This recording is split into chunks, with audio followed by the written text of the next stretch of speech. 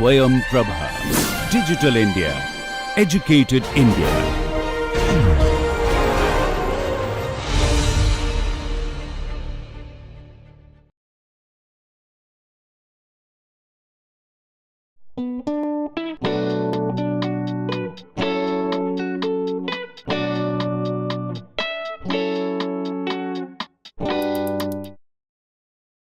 We are going to continue our discussions on systems with constraints. We had started discussing problems with constraints and used the method of Lagrange multiplier and derived the equation of motion, equations of motion, and in the last lecture I had also discussed the interpretation of Lagrange multiplier and how that is used in finding out the constraint forces. In this lecture, I am going to take a few more examples and show you the full power of this method of Lagrange multiplier in determining constraint forces. And remember that in order to determine constraint forces, we have to first break the constraint. Normally, in the method of Lagrange's analytical dynamics, we were not bothered about free body diagrams and internal forces, everything we had bypassed, but in some situations we need to find out certain internal force, and this approach that we are discussing allows us to selectively determine certain constraint forces or certain internal forces. And what is the approach? Approach is that you allow the constraint to be broken, introduce the constraint as a mathematical condition, use the constraint formulation of the Lagrange using the Lagrange multiplier, and find out the Lagrange multiplier and interpret the work done by the constraint forces to determine finally the constraint forces. We will start with this example of a bead on a hoop. The hoop is rotating at a constant angular velocity capital omega. I would like to find out the lateral reaction force on the bead which is on this rotating hoop. What is this lateral force? Lateral force means in this figure the force that is acting on the bead in the xy plane. Now, this force is acting in the xy plane. Now, that force is actually driving the bead. I also have a top view of this in order to show you how I break the constraint. What do? I consider now these as my physical coordinates. Remember, we have to find out the lateral force. There is also a normal force which is perpendicular to the ring. That we are not interested in, or that we do not want to find out right now. We want to find out the lateral force. Therefore, I must first break the motion of the bead which is constrained to move on the hoop in the way we think about it. What I have done in this figure where I show the top view, I have allowed the bead to move out of the hoop in the direction, and I call that as phi, that coordinate as phi. I allow the bead to move laterally out of the hoop, and that coordinate, that angle measured from the x axis, which is fixed, actually x y z is a fixed coordinate system, and I measure this plane of the bead by this angle phi. Therefore, the bead has moved out of the hoop. I have broken that constraint, lateral constraint, which makes the bead always stick to the hoop or move with the hoop, slide on the hoop. It can now move out of the plane of the hoop, and this angle I am saying as phi. So, therefore, I am giving an angular displacement, additional angular displacement, which I put as a coordinate. And what is my constraint? Constraint must be phi minus omega t must be 0. Omega, capital omega is a constant angular speed of the hoop. this angle phi therefore must be omega t. If it is not omega t, that means it has moved out of the hoop. Therefore, I first break the constraint, allow the bead to move out of the hoop in that angular direction and call that phi as a new coordinate, and now mathematically introduce this constraint phi must be equal to omega t. We write down the Lagrangian as usual, but now we have contributions from that phi coordinate as well. This we must keep in mind. Kinetic energy is half times mass times velocity of the mass whole square. Now, I have to find out that velocity of the mass.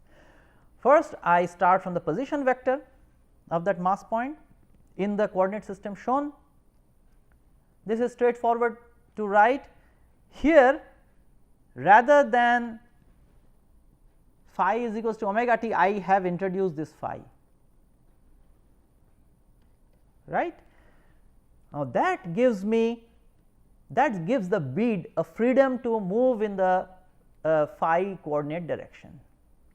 Now, phi is not omega t. Remember that when we were considering the constraint system, we were taking in place of phi, we were writing omega t, but now I allow it to be broken. So, I have written a general phi, it is a coordinate for us. We will introduce the constraint that phi must be restrained as omega t. We will do that. Now,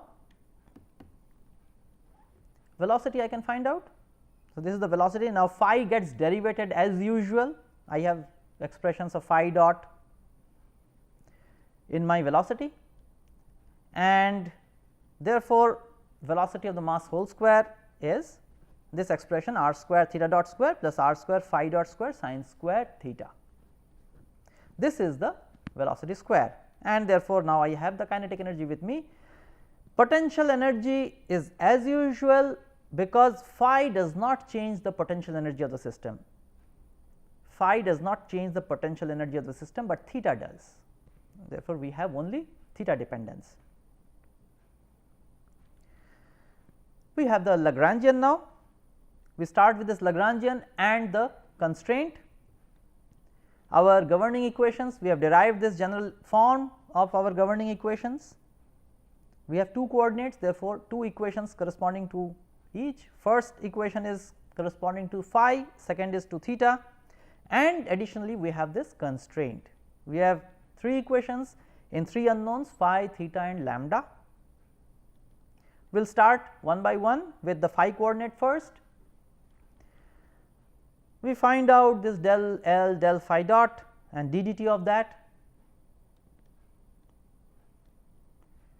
Del L del phi is 0. You can see that the Lagrangian is not dependent on phi explicitly, and del C del phi, the derivative of the partial derivative of the constraint with respect to phi is 1. The constraint is written out there at the top, and you can very easily check this del C del phi is 1. Therefore, the equation of motion corresponding to the phi coordinate is given like this.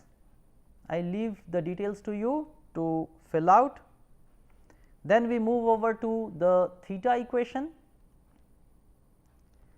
We again determine these terms del L del theta dot and d dt of del L del theta dot. In this case, they are straightforward. Del L del theta, we have contribution from theta in the Lagrangian, and these are our this is our expression for del L del theta, and del C del theta is 0. We do not have any theta dependence on in the constraint.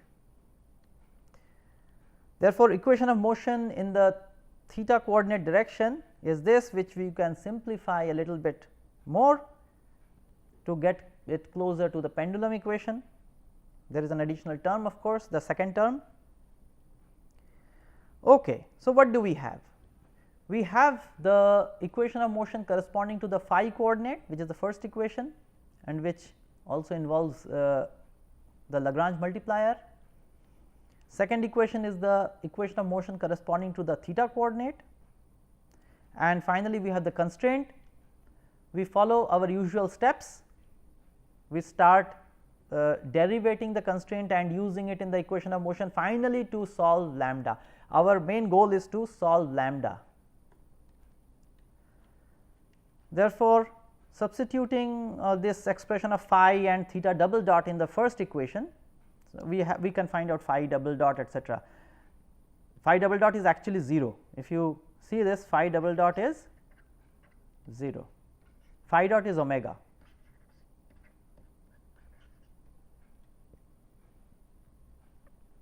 And theta double dot is obtained from the second equation.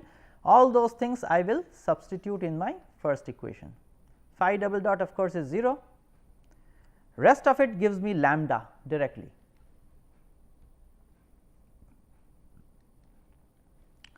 Now, we have to interpret this lambda.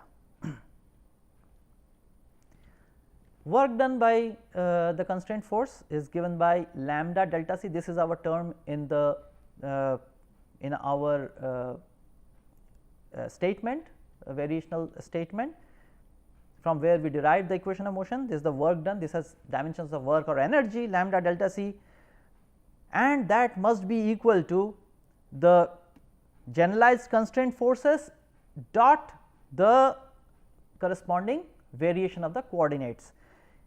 When we talk about the generalized force in the phi direction, generalized constraint force in the phi direction, it must be multiplied by delta phi, the variation, to give the virtual work done by in this coordinate direction.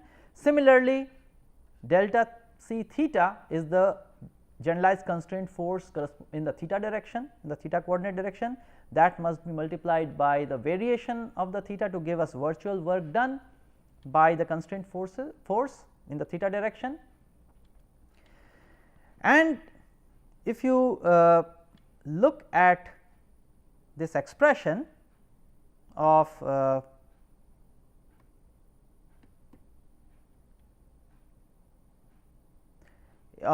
if you look at this expression, then you can note that this constraint force in the theta direction must be 0. If you for that you will have to look back and see that term lambda delta c. Lambda delta c is nothing but, from here delta c I can find out lambda delta phi. Remember that delta does not derivate time, therefore, it is delta c is only delta phi and lambda delta phi. In other words, we do not have any delta theta contribution, that is to say that the constraint force, generalized constraint force corresponding to the theta direction must be 0. And if I look at, if I interpret what is the work done, who does this work on the bead, if I ask this question, because you see this delta phi, phi is an angular coordinate, phi is an angular coordinate, delta phi is an angle, variation in the angle phi. Therefore, the corresponding generalized force must be a moment.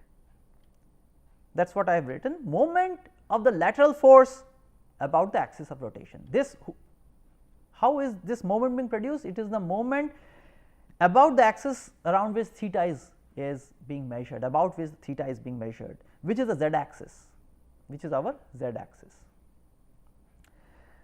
We want to find out the force, lateral force, remember.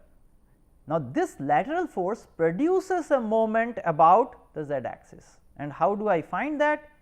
I multiply this f by this radial arm, and this, how much is this radial arm? This radial arm. Now, that must be this radius of the hoop times sin theta, radius of the hoop times sin theta. It is like this, that this is our hoop, this is our bead,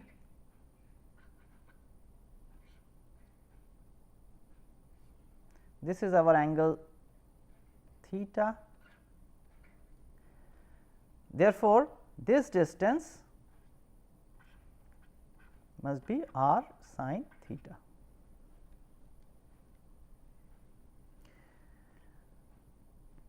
once we have understood that, let us proceed. Therefore, lateral force produces that moment is nothing but the force, lateral force times the moment arm, r sin theta, and that must be equal to, as you can see from here, this moment is nothing but our Lagrange multiplier. Moment is Lagrange multiplier now is a moment.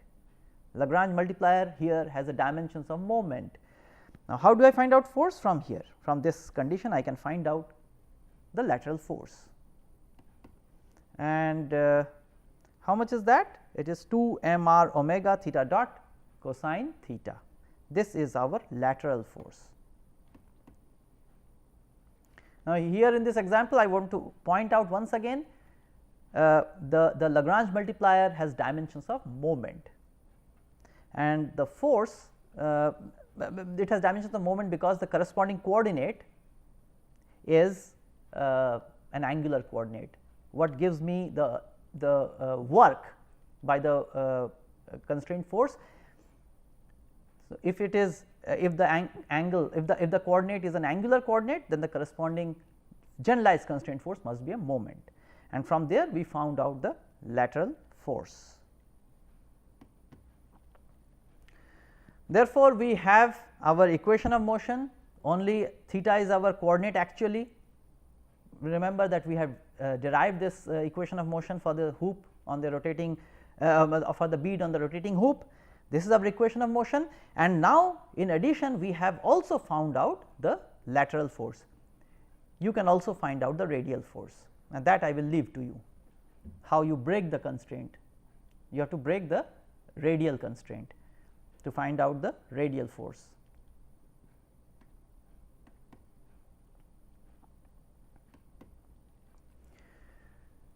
Now, we come to this rolling disc on an incline in a uniform gravitational field. We want to find out that friction force at the contact. When we derive the equation of motion for such a system using the analytical mechanics approach, we never worried about the constraint forces, never worried about any internal forces. But now we are going to selectively determine the friction force at the contact. So, how do I do that? I must break the constraint that generates the friction force, or looked at in another way, I must allow that friction force to do some work, some virtual work. That is the same thing as saying I must break the no slip condition. I must break that no slip condition. How do I do that? I must take x and theta both as coordinates. How is x measured? I have drawn the coordinate system x y, which is aligned, x axis is aligned with the inclined plane, and I have also shown the datum which we will require for the potential energy calculation. I have considered this x and theta both. Remember, when we have pure rolling, x and theta are dependent, but now I break that dependence. I allow the constraint, rolling constraint, to be broken, thereby allowing the friction force or the constraint force to do some work, virtual work, not real work. Our constraint is x minus r theta equal to 0. This is our rolling condition, rolling without slipping. But we take the coordinates x and theta, that means we are breaking, as if we are breaking the constraint and introducing the pure rolling constraint by this mathematical statement, which we call constraint, and introduce it in our formulation. Lagrangian, we have to write down the kinetic energy and potential energy. Now, the kinetic energy expressions will have this effect of breaking the constraint. It is no longer simply the rotational kinetic energy that we have looked at previously or used the constraint for. We must write half m x dot square plus half I theta dot square, which means the kinetic energy of translation plus the kinetic energy translation of the center of mass plus the kinetic energy of rotation about the center of mass. Both of them are now kind of independent, because we have broken the constraint. Potential energy is as usual, it only involves x, and the datum is shown in the figure. From there we have written the potential energy expression, and the Lagrangian is shown here, kinetic energy minus the potential energy.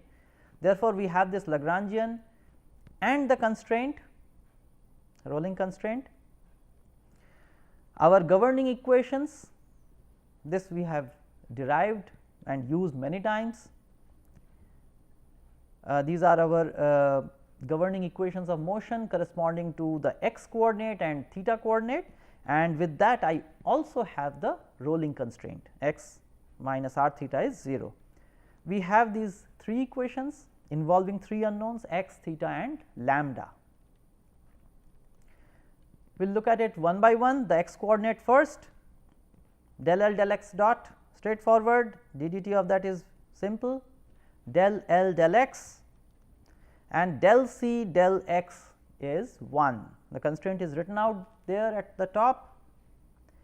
You can check that del c del x is 1. Therefore, equation of motion, just we plug in these expressions in the equation of motion and we obtain this as the equation of motion corresponding to the x coordinate. Similarly, for the theta coordinate, I calculate these derivatives, del L del theta dot and d dt of that. These are straightforward calculations. There is no dependence of the Lagrangian on theta, which is the rotation of the disk. Now, del c del theta is minus r. Once again the constraint is written out for you. You can check that del c del theta is minus r. We plug in all these expressions in the equation of motion, and this is what I obtain, I theta double dot plus r lambda is equal to 0. What all do we have now in our hand? We have the equation of motion corresponding to the x coordinate, the first equation. The second equation is the equation of motion corresponding to the theta coordinate, and we have the constraint. We solve for the Lagrange multiplier. As usual, we start derivating the constraint, use the equations of motion and solve for lambda, and that this is what we obtain as lambda. This is our Lagrange multiplier. We have to interpret, or we have to find out, remember what we have to find out? We have to find out the friction force, the force at the constraint which maintains this rolling condition. We have to find out that force. We start looking at the work done by the constraint forces.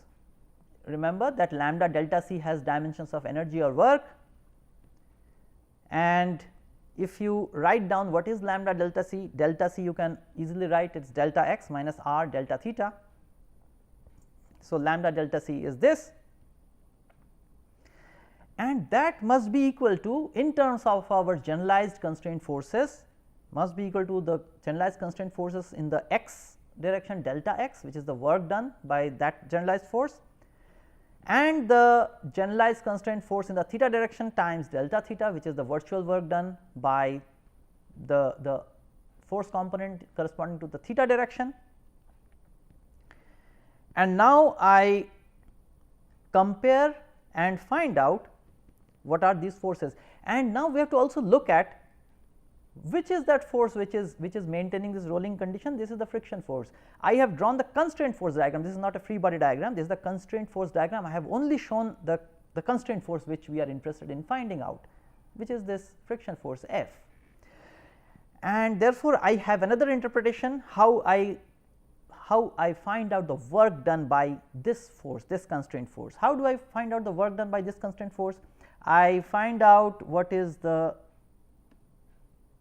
virtual displacement. I want to find out the virtual work done by this constraint force. What do? I have 2 coordinates and I take variations.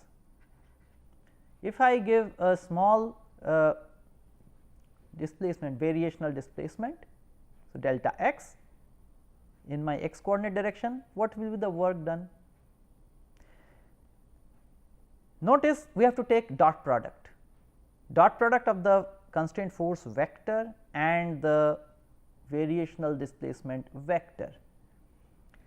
Look at these two directions, they are in opposition. Therefore, the work done must be minus f delta x, that dot product. Never lose track of the work done as a dot product. This you have to remember, otherwise everything will go wrong. The work done by the constraint force when I give a variational displacement delta x is minus f delta x. That minus comes because of the dot product. Work done is a dot product between force and virtual displacement, that is virtual work. Okay. The other coordinate is delta theta, the variation in the other coordinate is delta theta.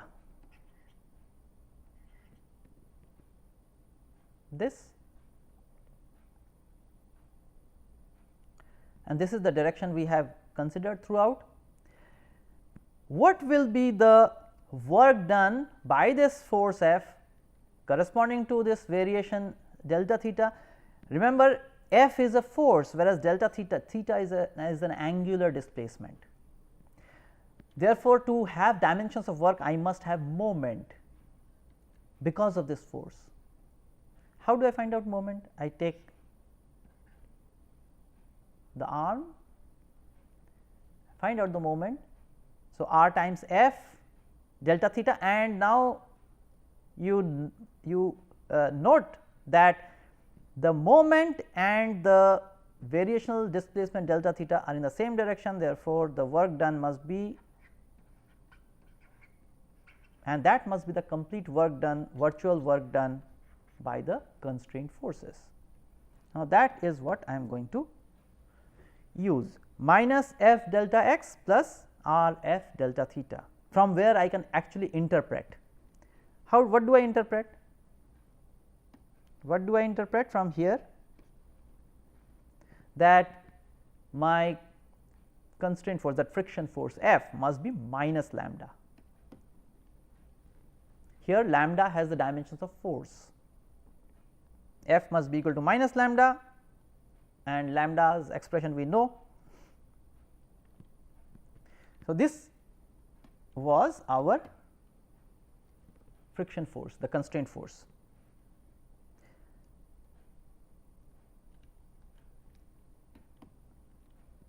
To summarize, we have looked at systems with constraints. We introduced the method of Lagrange multipliers to determine the equations of motion. We have interpreted the Lagrange multipliers and seen how they can be used to determine the constraint forces.